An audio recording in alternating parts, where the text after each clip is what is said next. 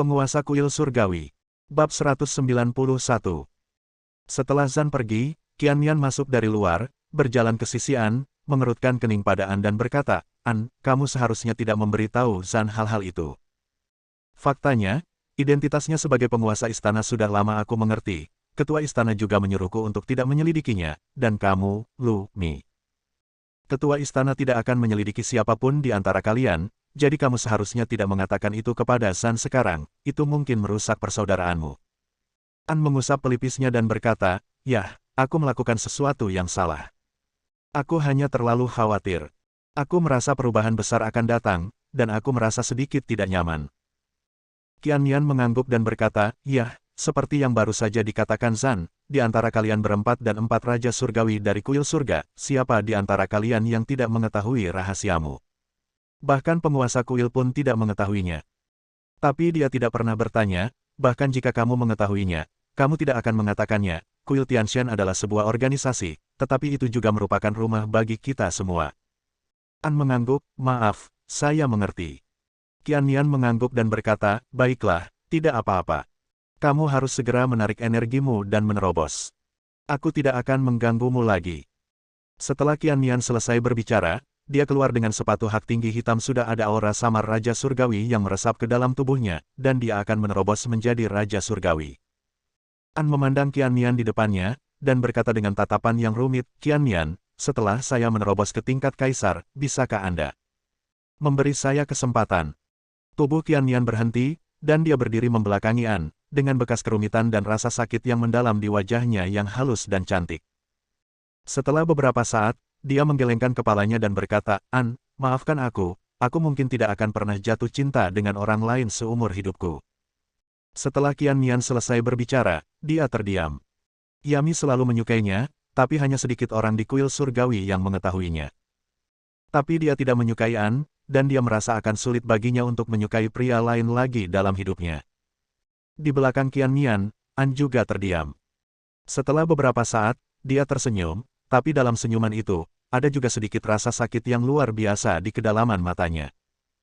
"Tidak apa-apa, kamu tidak perlu memberitahuku bahwa kamu menyesal, tapi Qiannian, yang ingin aku katakan adalah, jangan terlalu menyiksa dirimu sendiri, oke? Di medan perang luar angkasa ini, dia sebagian besar tinggal di markas Kuil Tianshan, tanpa alasan lain selain untuk lebih dekat dengan Qiannian." Tubuh Qiannian kembali bergetar hebat. Setelah beberapa saat, dia menundukkan kepalanya dan berkata, "An, kamu akan segera menjadi kaisar." "Kaisar? Apakah itu di medan perang luar angkasa atau di luar? Kamu dapat memiliki dunia dan masa depan yang lebih luas. Lebih baik dariku. Ada banyak wanita, jadi, kamu harus keluar dan melihat-lihat." Soalnya, mereka berdua menemukan pasangannya setelah perjalanan ke kerajaan Naga Tianhai. Dia tersenyum diam-diam dan menggelengkan kepalanya dan berkata, "Yah, mungkin, tapi aku terlalu malas untuk bergerak. Aku tipe orang yang sama denganmu. Aku tahu tidak ada hasil, tapi aku masih menunggu dengan bodoh, menantikannya kemungkinan berhasil yang 1/10.000. An terdiam dan kemudian berkata, "Oke, tidak banyak lagi yang bisa dikatakan. Saya akan bersiap untuk menerobos ke tingkat kaisar. Saya telah menekannya sejak lama, dan inilah waktunya untuk menerobos. Pergilah dan kerjakan pekerjaanmu. Sekarang Ketua Aula. Ketua Aula tidak ada di sini. Ada banyak hal yang harus kamu lakukan. Haha, ayolah." Setelah melihat punggung Qiannian lagi, An berbalik dan berjalan keluar melalui pintu belakang. Qiannian, yang ditinggalkan sendirian di ruang konferensi, merasakan jantungnya bergetar saat ini. Ada sedikit rasa sakit di matanya. Dia berbalik, tapi An telah menghilang. Saat ini, An tidak meninggalkan markas Kuil Tianshan, tetapi naik lift ke bawah. Ada juga ruang besar di bawah markas Kuil Tianshan. Ini digunakan untuk mencegah rudal musuh. An turun dan turun lagi, dan di luar lift gelap. 10 meter, 20 meter, 80 meter, sampai 100 meter kemudian. An tiba di ruang yang sangat besar dan sangat gelap di bawah Kuil Surga. Disinilah dia biasanya tinggal. Nama kodenya gelap, karena dia menyukai kegelapan sejak dia masih kecil. Dia tidak menyukai sinar matahari, dan dia suka tinggal di tempat gelap. Hal yang sama berlaku untuk Qiannian, dia tidak pernah terlalu mengejarnya. Seringkali, dia tinggal bersama Qiannian, berdiri di belakang Qiannian, dan diam-diam melindunginya. Jadilah seorang ksatria dalam kegelapannya. Pada saat ini, An menarik napas dalam-dalam dan duduk bersila di tanah, dikelilingi oleh keheningan dan kegelapan mutlak. Dia melepaskan kekuatan penekan di dalam tubuhnya. Dalam sekejap, auranya mulai naik terus-menerus, dan kemudian naik lagi, bergegas menuju tingkat kaisar. Mengenai masalah mengikuti Qiannian secara diam-diam, sejujurnya Xiao Tians tidak mengetahuinya dari awal sampai akhir. Dan dia tidak pernah tahu apa yang dipikirkan Qiannian. Tentu saja, tidak ada yang bisa mengatakan dengan pasti tentang perasaan. Ketika An memilih untuk menerobos gua bawah tanah kuil surga, dia telah meninggalkan pertempuran puluhan mil jauhnya dari markas kuil surga, dan dia berjalan menuju tempat di mana pertempuran sedang terjadi. Rasakan semangat juang di medan perang.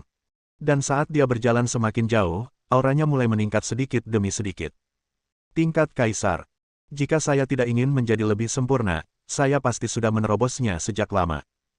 Lupakan saja, karena perubahan besar akan terjadi, inilah waktunya untuk menerobos. Setelah terobosan, cari kesempatan untuk kembali dan melihat-lihat. Hanya saja, orang-orang tua, kamu tidak boleh memulai perang dengan tuan istana kita, jika tidak. Itu akan sulit bagiku. Dan sejujurnya, tampaknya jika perang benar-benar dimulai, kamu sepertinya tidak bisa mengalahkannya. Ya, pria itu terlalu kuat, terlalu kuat. Saat Zan berjalan, auranya meningkat, dan dia bergumam pada dirinya sendiri, menggerakkan sudut mulutnya 2 kali. Pada saat yang sama, di sebuah kuburan di tepi timur medan perang di luar wilayah tersebut, seorang pria setinggi 2 meter dengan pedang besar di punggungnya sedang berjalan di kuburan ini, namun kenyataannya, itu adalah kuburan sungguhan yang dibangun di sini. Jumlahnya sangat sedikit, dan sebagian besar tulangnya berserakan di luar dengan santai. Bahkan sebelum Liu mengambil langkah, suara patah tulang terdengar di bawah tubuhnya. Namun pada saat ini, nyatanya Lu tidak datang sendiri. Di pundaknya yang lebar, masih ada bayangan Yin Chaoge seukuran telapak tangan terlalu serius. Semula, bayangan penjaga yang bisa langsung menyebar hingga ukuran lebih dari 10 meter kini hanya seukuran telapak tangan. Namun kini proyeksi kecerdasan buatan Yin Chaoge, meski hanya seukuran telapak tangan, hampir sama persis dengan Yin Chaoge, dengan sosok dan wajah yang sangat mirip. Tepat setelah Yin Chaoge tertidur di kota Tianhai. Proyeksi kecerdasan buatan ini tidak lagi memungkinkan Lu dan Yin Chaoge untuk benar-benar berkomunikasi. Sekarang benda buatan ini hanya bisa menjadi bayangan, hanya sebagian kenangan masa lalu Yin Chaoge. Saat berikutnya, ketika Lu terus berjalan ke depan, hantu Yin Chaoge, yang duduk di bahu Lu sebesar telapak tangannya, berbicara, "Mumu, Nona Qiannian mengirimimu surat panggilan. Dia mengatakan bahwa ketiga saudara laki-lakimu, Raja Antian, Raja Kehancuran, Raja Perang, tidak lagi tertindas, akan segera dipromosikan menjadi kaisar. Mumu, apakah Anda ingin membalas Nona Qiannian?" Lu Tian berhenti sejenak dan bergumam, apakah ketiga orang itu akhirnya akan menerobos? Yah, tidak masalah jika tuan istana tidak ada lagi di sini dan saya masih harus mencari rumput yang menumbuhkan jiwa, tidak apa-apa. Tidak masalah jika mereka menerobos. Terutama melawan orang itu, saat dia menerobos, aku harus bertarung dengan baik dengannya. Anak itu bersembunyi paling dalam. Tidak perlu menjawab, aku hanya tahu. Bayangan Yin Chaoge di bahu Lu mengerutkan kening dengan sangat manusiawi dan bertanya kepada Lu, "Baiklah, Mumu, apakah Zan itu kuat? Apakah dia lebih baik darimu?" Lu mendengus dan berkata, "Dia sangat kuat, tapi tidak sekuat aku. Hanya saja dia sepertinya memiliki banyak warisan. Pasti ada kekuatan besar di belakangnya. Ada banyak metode, tapi tidak peduli berapa banyak metode yang aku gunakan, aku bisa membunuhnya hanya dengan satu pedang." Tembakan itu terbang jauh. Xiao Yin Chaoge mengangguk setuju dan berkata, "Ya, Mumu, aku yakin kamu adalah yang terbaik. Ngomong-ngomong, apakah aku memerlukan 3 rumput penumbuh jiwa di tubuhku? Tapi kami belum menemukannya sekarang. Apa yang harus saya lakukan?" Lu menggelengkan kepalanya dan berkata, "Tidak apa-apa, jangan khawatir, saya pasti akan membantu Anda menemukannya dalam waktu 1 tahun. Jika Anda tidak dapat menemukannya, maka, ambil. Saya tidak percaya itu di tangan para kaisar di seluruh medan perang luar, bahkan tidak satu pun." Kata Lu, matanya menjadi dingin. Setelah Xiao Yin Chaoge terdiam beberapa saat, dia tiba-tiba bertanya pada Lu, "Mumu, dalam programku, tubuhku sepertinya sangat menyukaimu, jadi apakah kamu menyukainya?" Tubuh Lu gemetar hebat, dan pada saat ini, pemandangan itu muncul di benaknya, hari itu ketika dia berada dalam situasi putus asa, pemandangan bayangan Yin Chaoge berukuran 10 meter tiba-tiba menyelimuti dirinya. Dan sistem kematian bersama dengan nama yang buruk. Mata Lu sedikit merah, tapi dia tidak berbicara. Tapi teruslah bergerak maju. Bayangan Xiao Yin Chaoge yang duduk di bahunya tidak bisa berhenti berbicara. Mumu, kamu baru saja diam. Menurut catatan di databaseku, ekspresimu barusan sepertinya tergerakkan. Mumu, bicara. Mumu, di mana rumahmu? Mumu, pernahkah kamu menyukai wanita lain sebelumnya? Hei, Mumu, jangan abaikan aku, bicara. Jauh di dalam kuburan, Lu diam-diam berjalan ke depan tanpa mengucapkan sepatah kata pun, sementara bayangan Xiao Yin Chaoge terus mengelilinginya, mengobrol tanpa henti. 1 jam kemudian, di bagian terdalam medan perang luar, kami berada di depan sebuah lembah yang selalu diselimuti kabut hitam. Mi berpakaian hitam muncul di sana. Kita akhirnya sampai. Tempat ini adalah tempat paling cocok bagiku untuk menerobos ke tingkat kekaisaran. Aku memilihnya setengah tahun yang lalu. Hanya dengan menerobos sini aku bisa lebih sejalan dengan jalanku. Basmi semuanya. Setelah menarik napas dalam-dalam, Mi berkata, tanpa ragu, tubuhnya langsung melompat ke lembah di bawah yang diselimuti kabut hitam. Saat dia terjatuh, aura yang semakin kuat menyebar dari tubuhnya. Yang tidak diketahui Mi adalah tidak lama setelah dia melompat turun. 2 wanita cantik, juga berpakaian hitam, datang mendekat.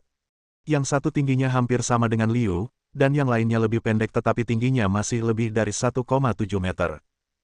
Salah satu dari 2 wanita ini adalah Leng Yijun, dan yang lainnya adalah wanita misterius dan sangat kuat yang menyelamatkannya. Gadis kecil, laki-laki yang kamu sukai tidak mudah tergerak. Apakah kamu yakin masih ingin mengejarnya? Wanita misterius berbaju hitam itu berkata kepada Leng Yijun sambil tersenyum. Leng Yijun menatap lembah hitam yang dipenuhi kabut hitam di bawah dan berkata, "Saudari, bolehkah saya turun ke sini? Saya ingin mengikuti jalannya." Wanita berbaju hitam itu mengecilkan pupilnya, lalu tertawa. Setelah tertawa beberapa saat, dia berkata, "Menarik, tahukah kamu di mana tempat ini? Tahukah kamu apa itu udara hitam? Kamu bisa turun dan lolos dari kematian. Jika kamu yakin kamu ingin turun, kamu hanya..." Namun sebelum wanita berbaju hitam itu selesai berbicara, Leng Yijun di sampingnya sudah melompat turun. Tentu saja, masih ada jarak dari Mi, dan kabut hitam di lembah juga memiliki efek melindungi persepsi, begitu pula Leng Yijun. Kamu turun, itu tidak akan mempengaruhi kehancuran. Yah, kamu benar-benar mirip denganku, baik sekali, gadis kecil. Senyuman di wajah wanita misterius berbaju hitam itu semakin lebar. Waktu berlalu dengan lambat. Ketika malam tiba di medan perang di luar wilayah, 3 aura yang sangat kuat tiba-tiba naik ke langit dari 3 arah. Meskipun ketiganya adalah pendatang baru, mereka sebanding dengan kaisar veteran. Mulai hari ini, keempat raja surgawi di bawah komando penguasa kuil surgawi dan kuil wilayah luar akan secara resmi dipromosikan menjadi 4 kaisar. Pada saat ini, sebagai An, Zhan, dan Mi, mereka bertiga menerobos level kaisar dan meningkatkan auranya. Liu di kejauhan ke timur juga melepaskan auranya terkejut. Keempat raja kuil surga menjadi kaisar, dan kemudian mereka menjadi lebih kuat. Bab 192. Waktu kembali ke setengah hari yang lalu. Pada pukul 11 pagi, di aula pertempuran markas besar Departemen Perang Kerajaan Naga di Yanjing, Wan Tiansheng dengan jubah perang sedang menunggu kedatangan 2 orang kuat. Wan Shuai, komandan 10 Departemen Perang sudah siap, dan 8.000 petugas Departemen Perang sudah siap. Kedua senior itu juga bergegas ke Yanjing. Saat mereka tiba, kita bisa berangkat kapan saja. Berseragam militer berjalan ke Wan Tiansheng itu berkata kepada Wan Tiansheng. 10 Raja Surgawi. Beberapa hilang. Wan Tiansheng mengerutkan kening. Kali ini untuk mendukung medan perang di luar wilayah, kekuatan tertinggi mereka tidak banyak. Jika jumlah Raja Surgawi dan Dewa Perang lebih sedikit, itu akan sangat merepotkan. Begitu 4 kekuatan besar saling tertahan, konsekuensinya tidak terbayangkan. Wajah ajudan itu rumit, dengan sedikit kekhawatiran di matanya. Setelah berpikir sejenak, dia berkata, "Wan Shuai, jika terlalu banyak yang dipindahkan, akan sangat merepotkan di sini. Bahkan di antara 10 komandan raja, banyak dari mereka baru saja dipromosikan. Ini baru masa-masa awal Raja Surgawi, kerajaan naga kita didirikan dalam waktu yang sangat singkat." Wan Tiansheng mengangguk dan terdiam. Setelah beberapa saat, Wan Tiansheng tiba-tiba berkata, "Tidak, sebenarnya, fondasi kerajaan naga kita tidak lebih buruk daripada yang berada di luar wilayah, tetapi orang-orang itu tidak berpikiran sama dengan kita. Kita tidak dapat memindahkan mereka sebelumnya, tapi sekarang kita bisa. Krisis nasional berada di garis depan, dan tikus-tikus itu. Anda masih ingin tetap di belakang dan menikmati kedamaian. Ini tidak mungkin. Ayo pergi dan beritahu 10 komandan tingkat raja untuk pergi ke 7 sekte secara langsung. Tidak mungkin mereka melakukan hal seperti yang mereka lakukan sebelumnya. Ajudan Wan Tiansheng juga memiliki cahaya dingin di matanya, mengertakkan gigi, dan berkata dengan marah, ya. Tikus-tikus itu tidak hanya tidak berguna, tetapi setiap kali kita harus berada di belakang banyak orang kuat untuk menahannya. Sampah ini. Wan Sui menurutku, musnahkan saja semuanya. Wan Tiansheng mengerutkan kening dalam-dalam, menggelengkan kepalanya dan berkata, menurutku juga begitu, tapi itu tidak realistis. Keluarga bangsawan, keluarga kaya, klan, sekte, dan berbagai kekuatan di kerajaan naga saling terkait. Jika kita memulai perang dengan mereka, lalu apa yang akan terjadi jika kita memulai perang dengan mereka? Kami benar-benar tidak dapat menanggung konsekuensinya. Begitu kekuatan dari luar wilayah itu menyerang lagi, seperti yang mereka lakukan beberapa dekade lalu, ratusan juta rekan kami di kerajaan naga akan menyerang lagi. Menderita lagi. Kalau begitu kita tidak akan mempedulikannya. Komandan Wan, jika kita membiarkan mereka terus seperti ini, kapan ini akan berakhir? Mengapa tentara kita menumpahkan nyawa dan darah mereka di luar wilayah, sementara sampah-sampah itu menikmati kedamaian di dalam wilayah? Mereka masih menikmati otoritas yang sangat besar, mengekstraksi sumber daya. Mengapa? Ajudan berada dalam keadaan yang sangat emosional saat ini, dengan rasa dingin di matanya dan niat membunuh yang sedingin es di tubuhnya. Dia telah melihat terlalu banyak tentara dan rekannya terkubur di medan perang di luar wilayah tersebut. Jika tidak ada yang lain, katakan saja dalam beberapa tahun terakhir, berapa banyak tentara yang dikirim dari dalam negeri ke medan perang di luar wilayah setiap tahun yang kembali hidup. Rasio tersebut sangat rendah. Jadi ketika Xiao Zhantian menerobos ke Raja Surgawi dan ingin terus bertarung di luar wilayah, Long Zhangguo, termasuk 3 tetua kerajaan naga lainnya, mengiriminya perintah transfer darurat satu demi satu. Dia harus kembali. Hanya karena mereka takut jika Xiao Zhantian terus bertarung, dia akan mati di sana. Dia telah mengorbankan segalanya untuk kerajaan naga, meninggalkan keluarga dan karirnya, dan merupakan pahlawan yang telah berjuang sepanjang hidupnya, dan dia sudah berakhir. Berumur 70 tahun. Kita tidak bisa membiarkan dia mati di sana. Jadi ketika Xiao Zhantian pergi, dia memberi hormat ke medan perang di luar wilayah. Dia memberi penghormatan kepada para prajurit kerajaan naga yang bertempur ke segala arah demi kerajaan naga, tetapi bahkan tidak dapat menemukan tulang mereka dan terkubur di medan perang itu selamanya. Ayo pergi. Cari klan-klan itu. Ingin orang. Jika mereka tidak keluar kali ini, maka aku akan membunuh mereka. Ambil prajurit Dewa Perang 8,5 langkah. Klan-klan itu, jika tidak keluar hari ini, aku akan membunuh mereka. Apa yang berani dilakukan oleh penguasa kuil surgawi, aku, Wan Tiansheng, juga berani melakukannya. Ya kenapa? Mengapa mereka mempertaruhkan nyawanya untuk bertarung? Mengapa mereka memperlakukan prajurit muda di bawah komandonya? Ada yang belum menikah, ada pula yang sudah menikah tetapi harus meninggalkan istrinya dan pergi berperang.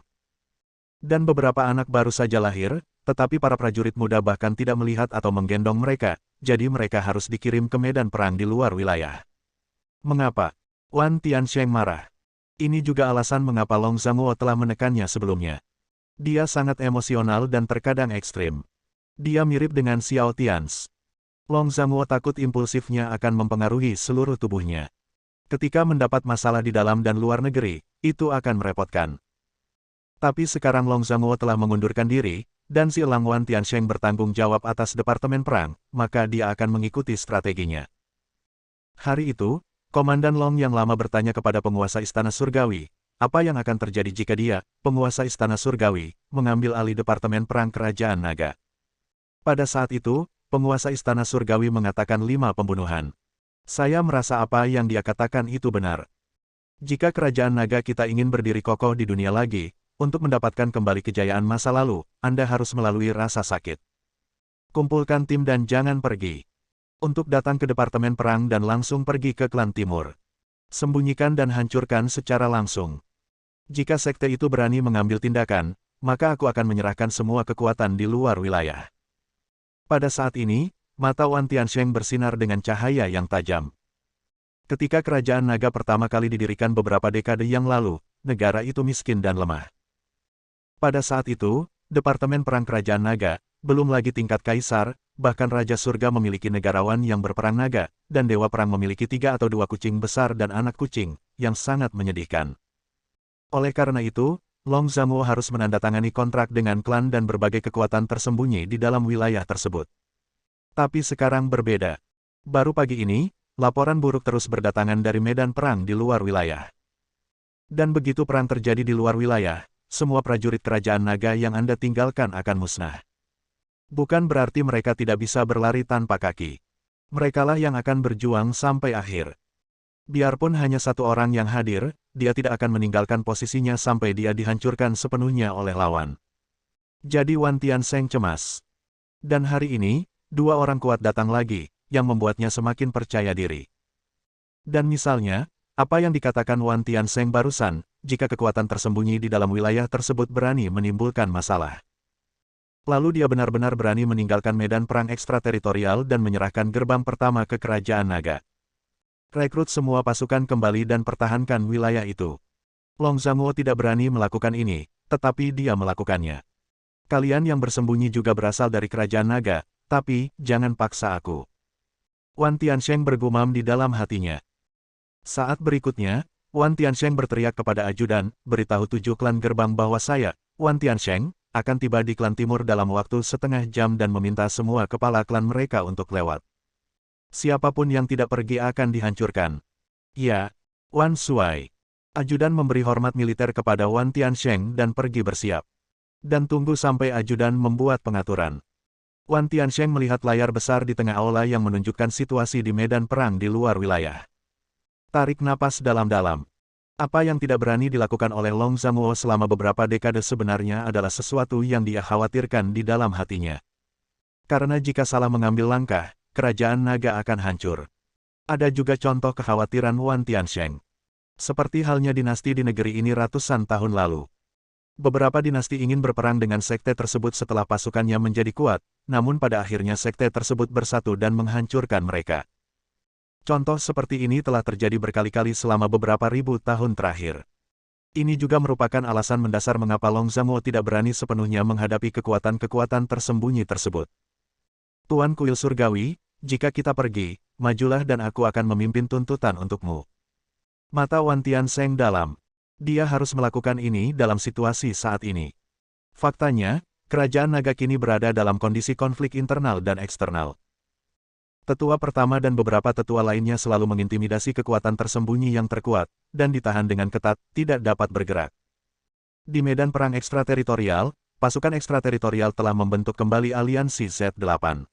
Aliansi Z8 yang terkenal kejam ini bertanggung jawab atas pembantaian berdarah di kerajaan naga lebih dari 100 tahun yang lalu. Apakah Anda ingin mengatakan bahwa kerajaan naga lebih dari 100 tahun yang lalu benar-benar lemah? Tidak, meskipun dinasti terakhir kerajaan naga tidak terlalu bagus pada saat itu, dan senjata, peralatan, teknologi, dan aspek lainnya relatif terbelakang, kekuatan nasionalnya masih tidak lemah, dan bahkan sangat kaya. Meskipun dinasti tersebut tidak sebaik 2 atau 3 dinasti terkuat di luar kawasan, dinasti tersebut mirip dengan beberapa dinasti di aliansi Z8. Namun pada akhirnya, mereka nyaris dikalahkan, dan pada akhirnya mereka harus membayar harga yang menyakitkan berulang kali untuk bertahan hidup, sementara kavaleri besi Z8 menginjak-injak tanah kerajaan naga dengan tidak bermoral selama beberapa dekade.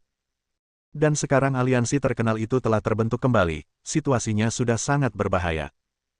Jadi saat ini, jika Anda salah langkah, Anda akan kehilangan segalanya. Jadi negara-negara yang berperang lama tidak berani berjudi. Dan Wan Tiansheng tidak punya pilihan sekarang, dia terpaksa menghadapi situasi ini. 5 menit kemudian, Wan Tiansheng memimpin 10 komandan Departemen Perang tingkat Raja, 20 Dewa Perang, dan 8.000 tentara harimau, dan melaju menuju markas klan Dongfang dengan niat yang kuat dan membunuh. Pada saat yang sama, Long Zhangguo, yang menerima berita tersebut, juga merasa cemas. Wan Tiansheng sebenarnya memimpin pasukan ke markas klan, dan juga secara langsung memerintahkan kepala 7 klan untuk membunuh siapapun yang tidak berani pergi. Setelah menerima berita tersebut, Long Zhangguo tidak berani ragu dan segera menghubungi tetua ketiga. Setelah tetua kedua, mereka bertiga bergegas menuju kediaman Tetua Agung. Ini adalah masa-masa yang sangat sulit, dengan peristiwa-peristiwa besar yang terjadi silih berganti, sehingga tidak ada waktu bagi orang untuk bernapas. Baru kemarin, urusan keluarga Xiao di Yanjing berakhir. Tapi sekarang medan perang di luar wilayah dalam keadaan darurat. Wakil Komandan Departemen Perang Kerajaan Naga, Yan Xiaobei, sedang berjuang untuk mendukungnya. Telegram yang meminta bantuan dikirim satu demi satu. Wan Tiansheng mengerahkan 8.000 orang kuat untuk segera menyelamatkan di luar wilayah. Tapi sekarang Wan Tiansheng memimpin pasukan yang hendak pergi, dan benar-benar pergi ke markas klan. Lon Zhangguo langsung memahami apa yang ingin dilakukan Wan Tiansheng. Cabut saja satu helai rambut dan gerakkan seluruh tubuh. Long Zhangguo bergumam, lalu dia tidak lagi ragu-ragu dan buru-buru pergi menuju kediaman Tetua Agung. Di saat yang sama, wajah Tetua kedua dan Tetua ketiga di Yanjing juga berubah drastis, dan mereka bergegas menuju Tetua pertama. Sesuatu akan terjadi. Bersambung.